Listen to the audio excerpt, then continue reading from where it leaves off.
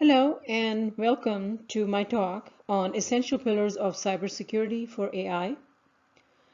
I'm going to talk about AI's security vulnerabilities as well as attacks that are possible on these systems and what are the risks as well as some of the mitigations that we can put in place strategically.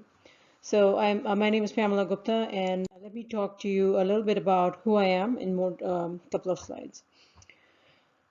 I am frequently presenting on the topic of building AI with security, but security and trust.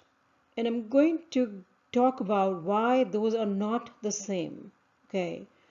We are talking about building very complex systems such as the machine learning systems or the various systems in AI, being more than machine learning, for example.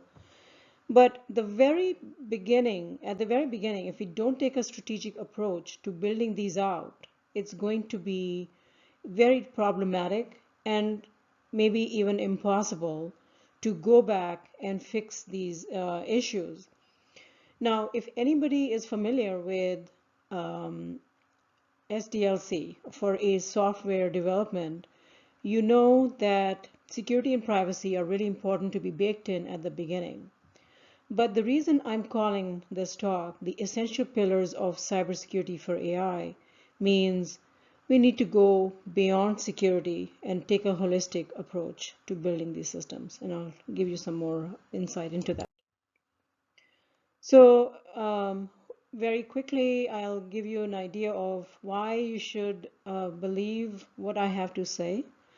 Because for one, I've been creating strategic risk-based security programs in Fortune 500 companies for over 20 years. And what that means is taking a look at what is the business case and what is the business outcome, because security does not come first, as we know, right? We have to look at the bigger picture and what is the business case? How can we make it possible?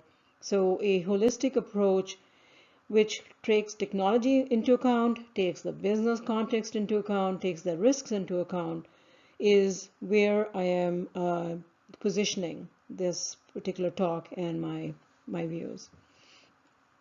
Some of the work that I've done as it relates to IoT and AI is I'm a founder member of IoT Security Foundation, and that is a very robust industry consortium in terms of membership, in terms of the outputs. And one of the outputs we had there was a compliance framework for security building security into IoT, into the entire life cycle. And it was adopted by the New York City's Smart Building and Smart City Initiative.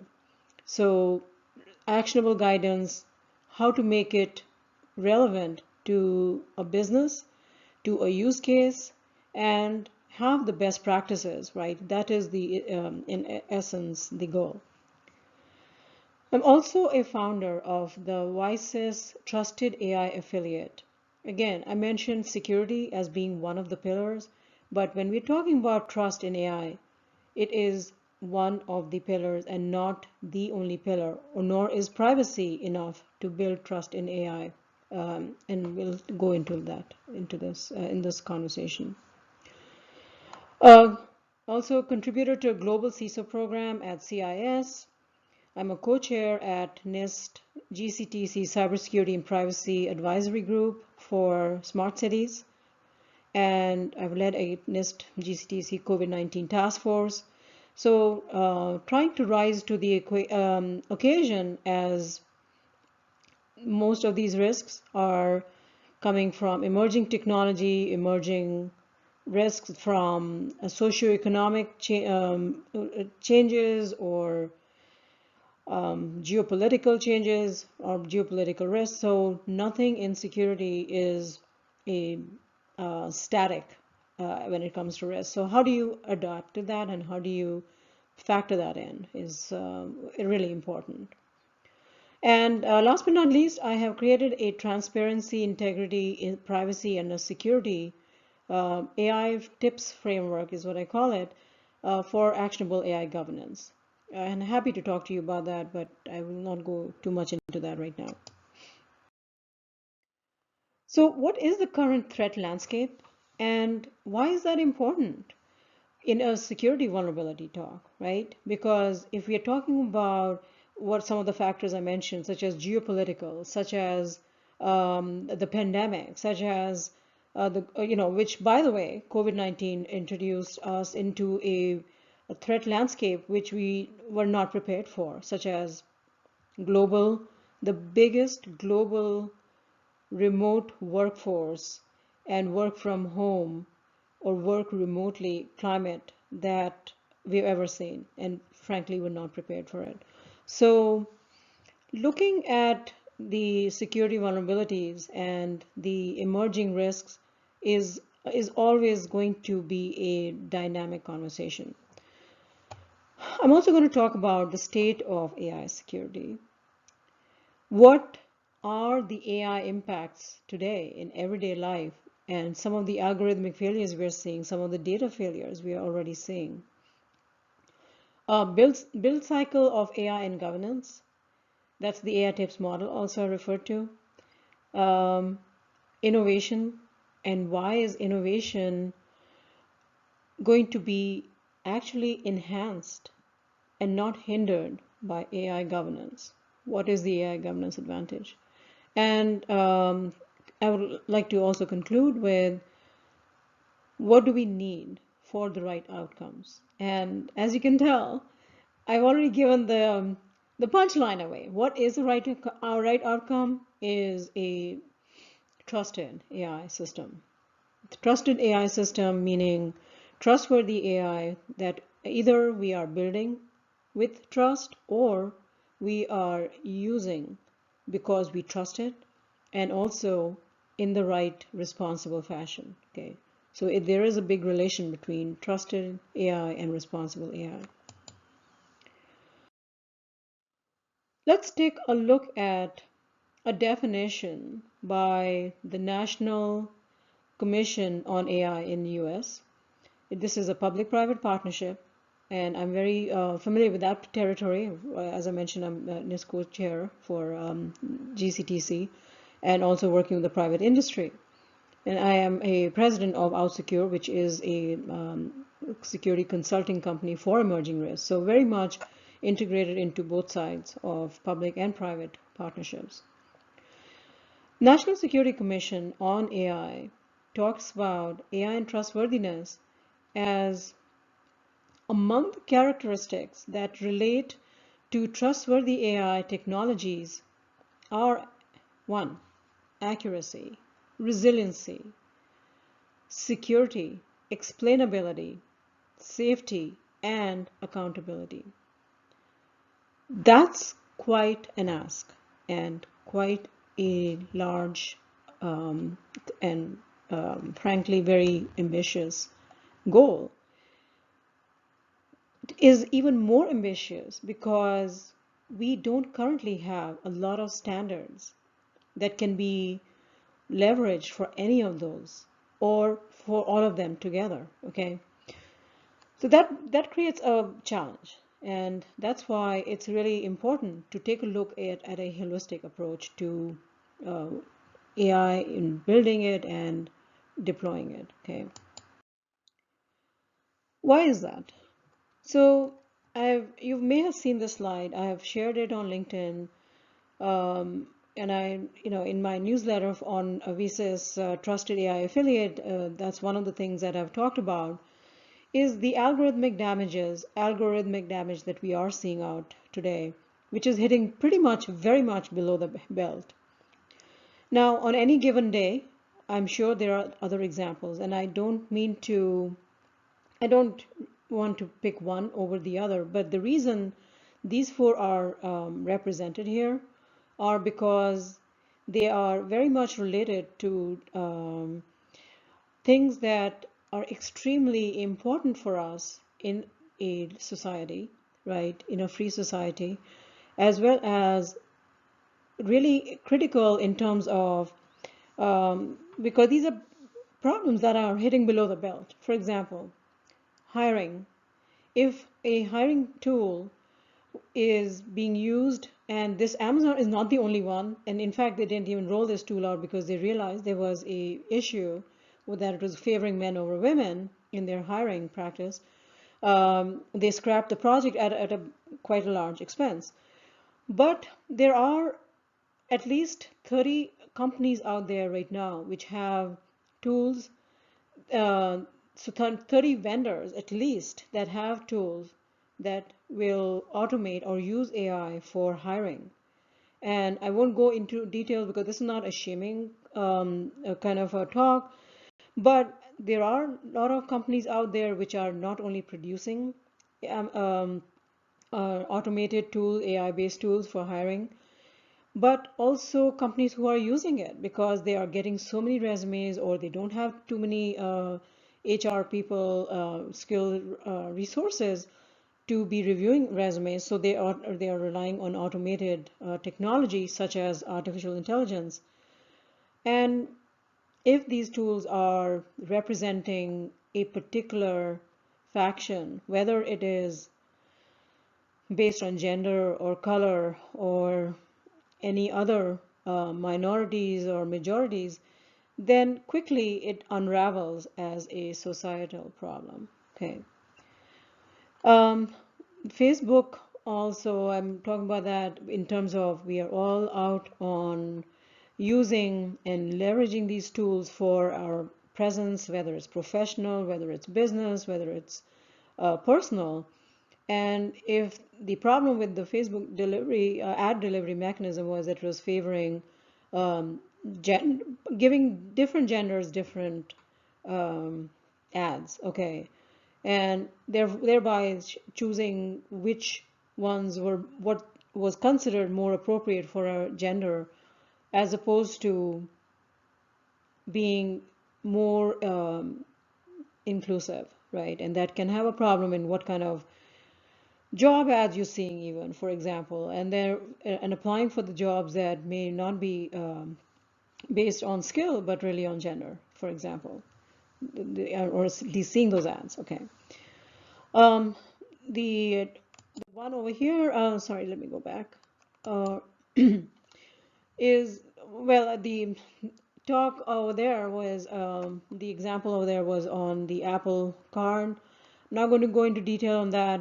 There was a husband-wife team that was seen to have, they had the same logistics, same financial history, but the algorithm favored or gave a higher credit rating for the man as opposed to the woman in the couple, and thereby that becomes a big problem. Okay, but fast forwarding to even to the Stanford vaccine algorithm, since the part of the host for this event is from Stanford. When the algorithm for the COVID-19 vaccine came out, it seemed to be favoring um, recipients for the vaccine that caused a bit of an uproar because the folks or the people or the personnel that were close to the front lines and therefore more exposed to COVID were not identified for getting the first wave of vaccine as it came out, for helping them not get the disease, be affected by COVID-19. But the point here is really not so much as to which algorithms or who's doing what wrong, but more on a systemic level, that this is not just a problem of security. It's not just a problem of privacy. It's not a problem of integrity. It is a, how do we build these systems?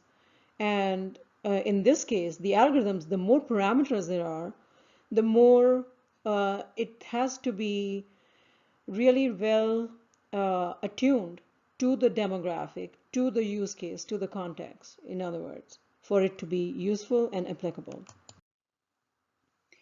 So let's take a look at machine learning. What sets it apart from a typical system development, and where can it become a very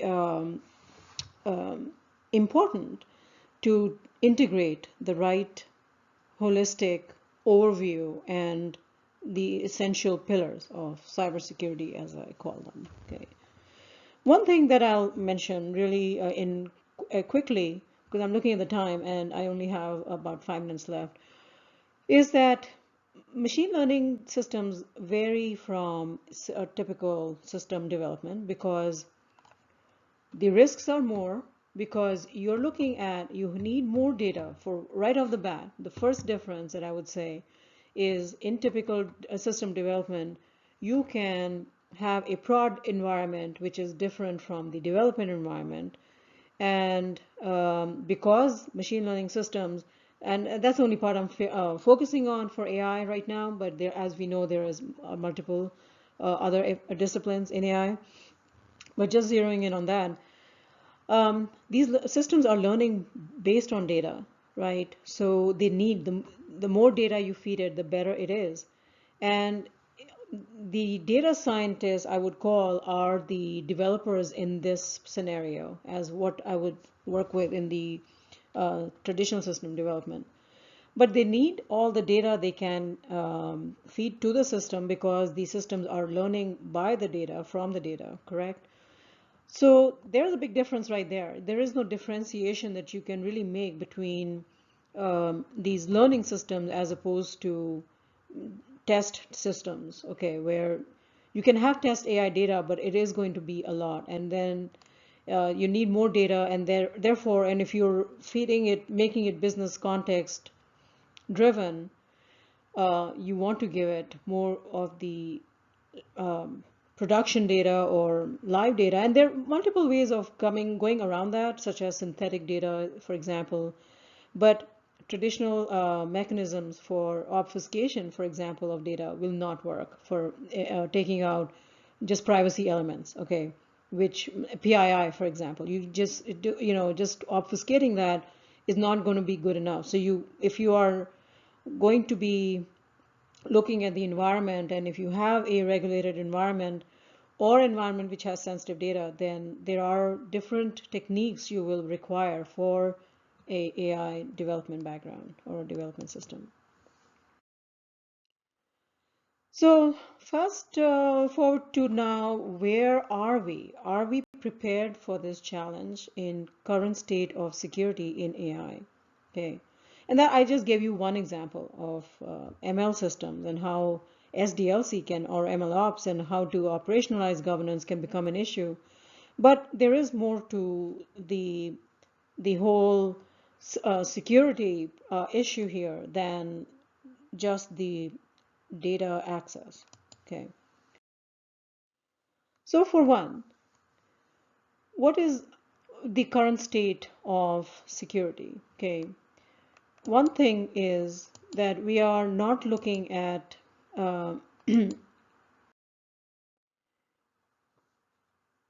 standard standard algorithm, even standards for secure development for algorithms. Okay, that can be a big problem because everybody does not have the resources. All clients, or all companies of various sizes don't have the skill set to go to a to create such standards themselves. Okay, so if there are some that exist at a systemic level or at a best practices level, then it is easier to adopt. Even then, it can be problematic. Forget about if they don't exist. The other issue is that even enterprises, even the more advanced ones or experienced ones, are not following basic security practices. So, such as, and this comes from Jeff Locks, who's at Deloitte. He's talking about a inventory of all AI and ML projects. And if you don't know what is happening around the organization, then to provide the right guidance and guardrails is not going to be an option. Okay, so that's a big problem. And the third thing here is talking about what are open source projects that exist out there, which even the bigger companies are going to take and start using those for, whether it's for frameworks, whether it's for data sets.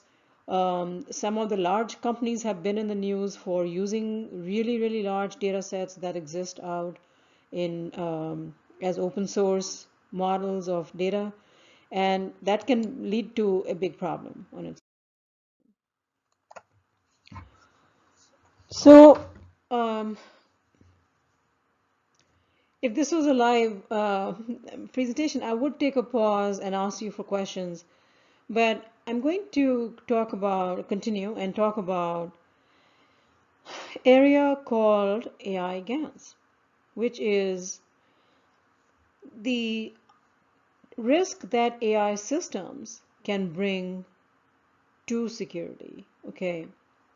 Now, GANs, which is generative adversarial networks, they can be used for good as well. For example, for even generating synthetic data, the one that I had mentioned that earlier.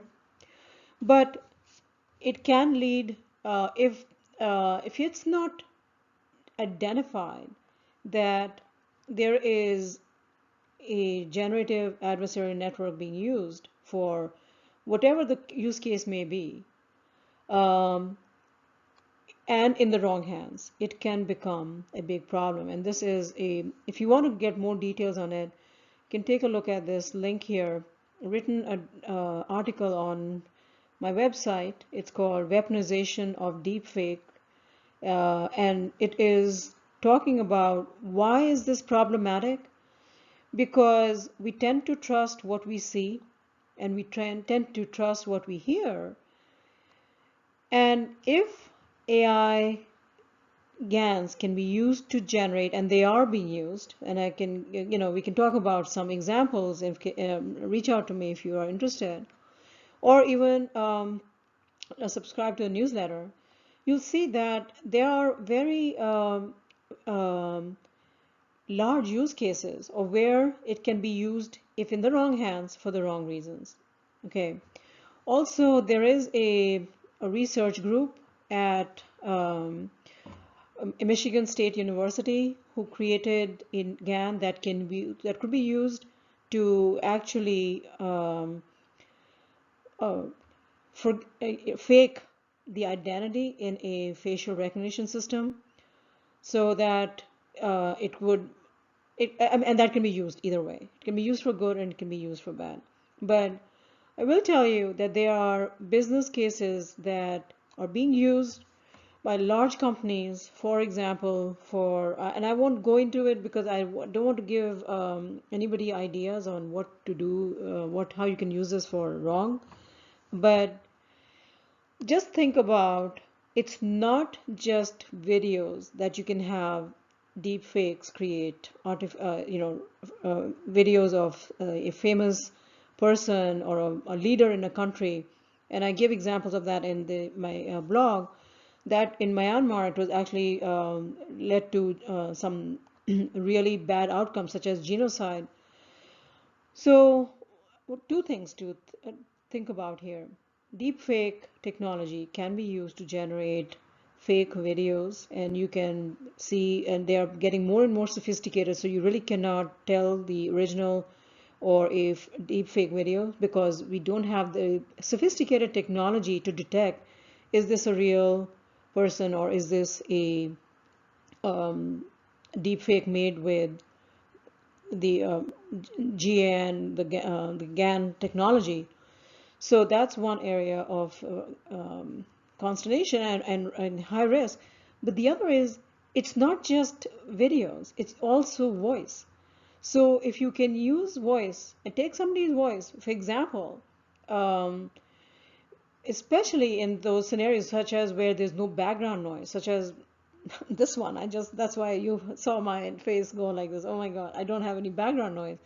So to take my talk here and make a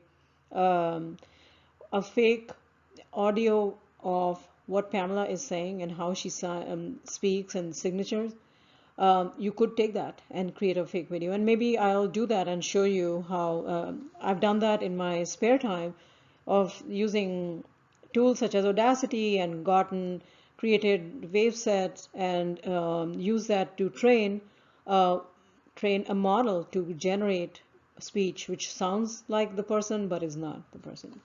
So this is the reason I'm saying this is very noteworthy for us to be scared of, is because it can alter our perception of what is reality.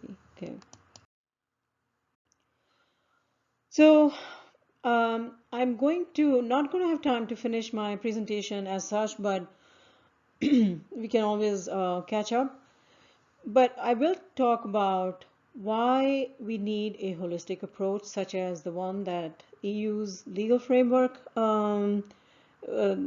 proposal, which has not been ratified. It'll probably take at least a year to get ratified, or it has been already been criticized for various reasons. But what I do like is the fact that it is looking at things, at the aspects of AI in entirety. Okay, when we are talking about what are the risks, security risks for AI, I am not talking about just security vulnerabilities, such as I will talk to you in a few minutes. Let me just go there.